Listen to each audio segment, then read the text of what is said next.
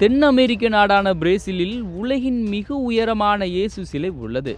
அந்நாட்டின் Rio de Janeiro நகரில் உள்ள மலைப்பகுதியில் உள்ள இந்த பிரம்மாண்ட சிலையானது 125 அடி உயரம் கொண்டது. இந்த பிரம்மாண்ட சிலை மீது மின்னல் தாக்கிய நிகழ்வு தத்ரூபமாக படம் பிடிக்கப்பட்டு அந்த புகைப்படம் மற்றும் காட்சிகள் சமூக வலைதளங்களில் வைரலாகி வருகிறது.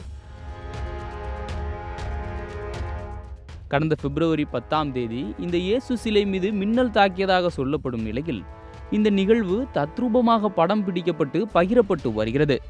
ஏற்கனவே 2014 ஆண்டில் இந்த சிலை மீது மின்னல் தாக்கியது. இதன் காரணமாக சிலையின் விரல் சேதமடைந்ததும் குறிப்பிடத்தக்கது. இந்த முறை மின்னல் தாக்கியதில் ஏதேனும் சேதமடைந்ததா என்பது குறித்து ஆய்வு செய்ய உள்ளதாக தகவல்கள் தெரிவிக்கின்றன.